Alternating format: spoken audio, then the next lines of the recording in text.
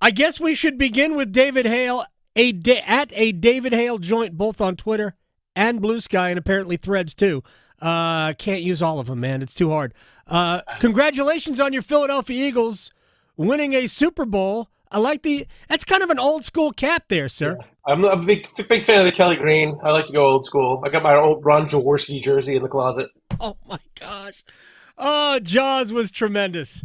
Jaws was tremendous. Do you have anything from Herman Edwards? I had to give that over to the NCAA for some violations from his Arizona State days, Oh unfortunately. my gosh. All right, let's get right to it. I said this yesterday. I put the time of death on the ACC at July 1, 2030. That's probably hyperbole, but with this agreement to dissolve the lawsuits that Clemson and Florida State have filed and the ACC countersued, it does appear that the league has basically said, all right, we're going to try to keep this together for another 5, maybe 6 or 7 years, but ultimately we're going to let you guys walk. We'll let you guys buy your way out of this league, assuming that there is still a league or there's still a structure of college football, when we get to 2030 or 31 or 32. What's your read on this settlement? I don't think you're off by much. I think it accomplishes a few things. To your point, I don't know what college football is going to look like in 6 or 7 years, and I don't think anybody does. And a big part of this was giving flexibility to those schools. Now, there's sort of this assumption that if they can leave cheaper, then that's what they'll do. Maybe. I think there's certainly a realistic case. And not just them, certainly Carolina, Miami, Virginia. Like there's other schools that could do the same.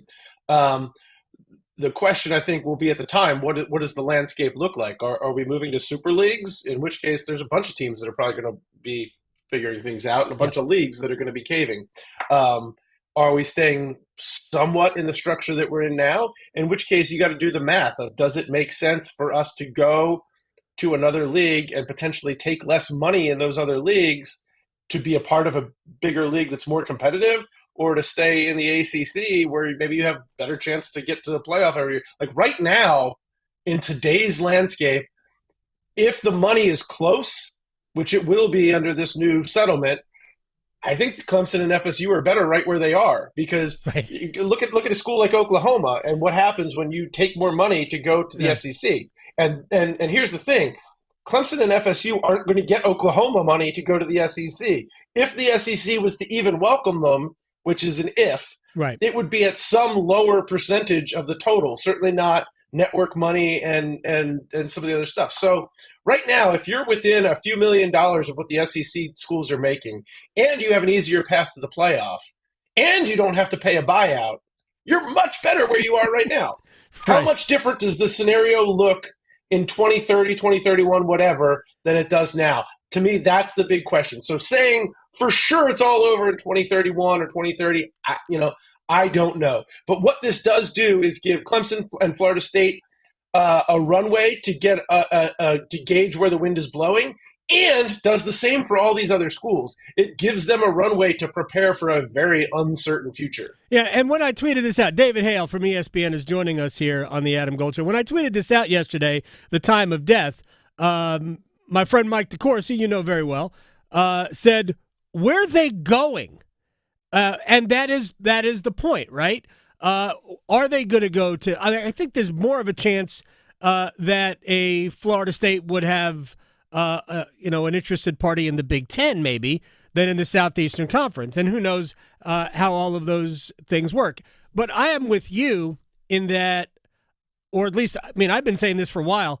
I don't know that we're even going to get to 2030 before what we see now bears no resemblance to what the college football landscape is going to be, because if they've already done all of these things to completely destroy the fabric of the college football, ecosystem and concentrate everything within just two little pockets, then why would they stop?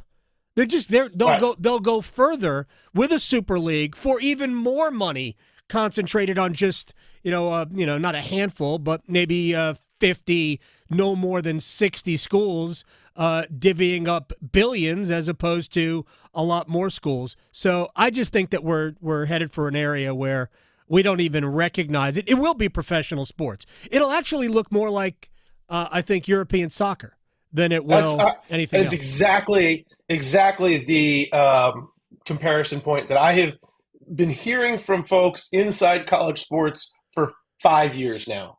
And if you go look at like the EPL and how that formed and the history there, which I'm not a soccer fan, but I've read up on the history because of how much I've been told these two things will mirror each other.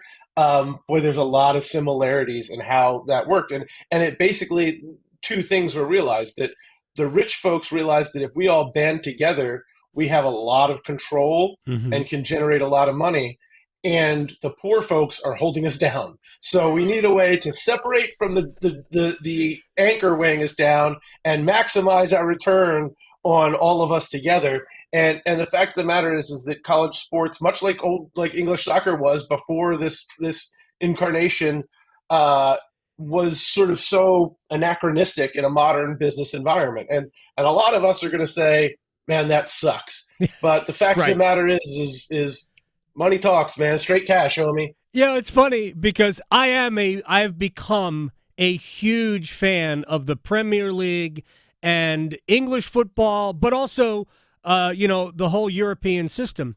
And within the Premier League, there is tremendous differing opinions, tremendous, like the varying opinions of what's good for soccer varies depending on just where you sit year in and year out in the table, right? So like clubs like Crystal Palace and West Ham, which are mid-table teams, they're screaming at the top. They're screaming at the Man Cities and the Liverpools of the world because they have all of these advantages.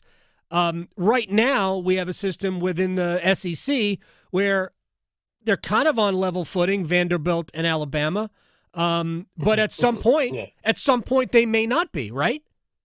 And look, there's the other thing. Money is obviously the driving force behind all of this, but there is a lot of other things at play here. There are still, believe it or not, schools that view themselves as institutions of higher education. And they're all in this league. They're all in the ACC. But that matters to some places. And the more professionalized you make this, I think you're going to see some places say, no, that's not what we want to do. And it's funny. The term I hear all the time now from ADs and administrators that I never heard before was ROI. What's our return on investment? And the cost of doing business today with rev share coming is way more than it was last year. So schools that are really trying to play at a high level are looking at a bare minimum of another $20 million they got to come up with every year to fund this. And at some point, some of these schools are just saying, it ain't going to be worth it to us to keep doing this. So I think you're going to see some schools opt out. And then, there's a political landscape to all of this. And anybody who's been around the NC State UNC thing, like there's a political influence here. Yep. There is a massively changing media market. Like how we consume sports has changed a ton over the last decade and will continue to change. And what and how things get funded is going to change as well. And then there's higher education as a whole, the business of higher education. Like, how is North Carolina funding this big new investment in Bill Belichick? Well, they're taking money from the university. And at some point, I mean, look at what's happening in the business of higher education at a lot of schools around the country. That money ain't exactly falling out of trees anymore. So all of these things sort of play into the larger ecosystem that is going to change a lot, already has, and is going to continue to change. So I think it's almost like we keep viewing what the future of college football will look like through the prism of today, or God knows, in some cases through 1980. And it's just not. It's going to be, I think it's going to change in ways that none of us are expecting. David Hale from ESPN is joining us here. It also makes you wonder why UNC pulled the plug on Hard Knocks, because that was going to be, money to the university system. So revenue distribution will be based on, obviously, success on the field. So Florida State and Clemson, Clemson to an extent, had that last year. Florida State clearly did not. It's going to be a rolling 5-year window, much like NCAA units for the NCAA men's basketball tournament. But it's also going to be based in large part on television ratings, which if you're not good, I mean, ESPN ain't going to put you on primetime, which is going to damage your television ratings, so even more reason to be good. I think North Carolina will certainly benefit, at least in year one, for UNC. But there's a basketball component to this, too. Yeah, and if absolutely. there is, does Duke come out a winner year two? Yeah, I think Duke has a good chance at being a winner because there is a basketball component, and because Duke basketball, from a rating standpoint, is gold beyond what almost anybody else is. Yep. It's funny. I talked to John Shire before the season. We were having a conversation with regards to revenue sharing splits, and they funded a research on their basketball program to find out what their value was as a basketball program. And according to Shire, now I also think anytime you have funded a survey or research, you get the answer that you paid to get. Right. But according to John Shire, the basketball program at Duke, from a brand valuation, is effectively on par with a upper level Power 5, Power 4 football program. Yep. So I think Duke has a chance to benefit. Carolina, from my understanding, will be a school that benefits. From what I understand, the school that's at rock bottom is probably going to lose somewhere $7 to $8 million per year if they're continually at the rock bottom of this. And the schools that are at the top, somewhere between 15 and 20 million, they can benefit from. My guess is a good portion will lose a little bit. A few are going to kind of break even. A few might make a little bit more, and then 2 or 3 are going to see a sizable step up. But to your point, there is some variability in who that 2 or 3 are going to be. Florida State pushed for the success initiatives and then went 2-10. The highest rated ACC football program last year was Georgia Tech. Not because Georgia Tech was great; they were fun to watch, but they played a week 0 against Florida State, and they played a Friday night week 14 game against Georgia that went to 7 overtimes. Yeah. And that's good for ratings. I do think you're going to see, because of this, over the next few years, a real emphasis on scheduling better opponents, because better opponents means better TV ratings. Or how about the ACC blows up their scheduling model and guarantees the teams that they believe will be the best in the league playing each other later in the schedule? Backload the schedules. Have Florida State play a bunch of Hostess cupcakes at the beginning of the season, so we get to November and they're 8-0. I mean, I could have subbed any school in there for Florida State. But this is the way I talk about Duke basketball, and we'll close on a little bit about the actual Duke basketball team here before we let David Hale go. I think Duke basketball is Notre Dame football. Nationally, yeah. I mean, like if you looked at, I think it's ESPN's ranking of the top 15 or 20 rated basketball games this year, the only thing that beats Duke basketball is 1 versus 2. Auburn, Alabama rated higher than any Duke game, but Duke's like 6 of the top, other than that game, Duke's like 6 of the top 8. And it's like whoever plays Duke is on TV. Part of that is Cooper Flagg. What did we watch last night? What a show. I mean, they had a slow start. They actually didn't shoot very well for like the first 7 or 8 minutes, and then it was an absolute rout. They are so good. I don't know. There's part of me that says, like, boy, the ACC is bad this year, so maybe we need to say, like, all right, 30-point wins are actually a 15-point win against good teams? I don't know.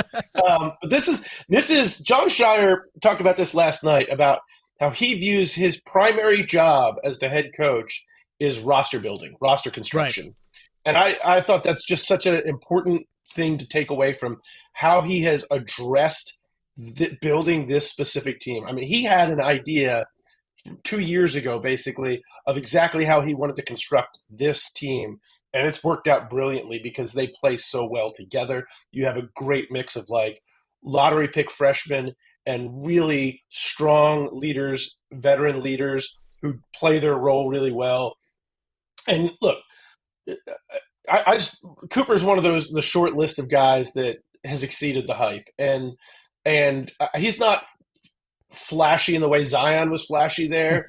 But if you're a basketball purist, I can't remember the last guy that you should have loved watching as much as Cooper, because he does everything so well. There was a play in the first half last night where he kind of dribbles in, attacks the basket, and he's going up, and he's got a shot. It's not the easiest shot. It'll be contested, but it's a makeable shot for him. And at the last second, without even looking, he dishes it for a dunk.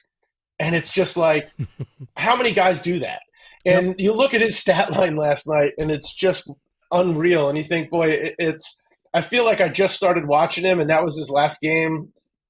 No, his last game. It's not his last. It's definitely his last game in Cameron. And what a note to go out on, because I don't think you could see a much more quintessentially Cooper Flagg game than the one he played last night, where it was almost like, he had a few wow moments, but at the end you still look at the stat sheet and you're like, how did all of this happen? Yep. He was amazing. I said this about 2 months ago. He's not the attraction that Zion is, but he's a better basketball player. And that's not a knock on Zion at all. Cooper Flagg he can do every single thing on the basketball court. Man, I hope they have a good long run in the NCAA tournament so we get to watch him on this stage for a long time. David Hale from ESPN, congratulations to your Eagles, and let them repeat next year. They were a fun team to watch. I wish they would ban the tush push, but it has nothing to do with the Eagles. Get out of here! If you said this at the top, I would have just hung up on you. If you can't drag a guy, why can you push a guy? That's my only point. If it's so easy, why isn't everybody else doing it? I didn't say it was easy. It has nothing to do with success. I would just make it legal to drag a guy in the end zone. That's all. Oh, okay. I'm okay with that then. It's about that. Right. What is the difference between pushing and pulling? I don't know. David Hale, thank you, man. See you guys.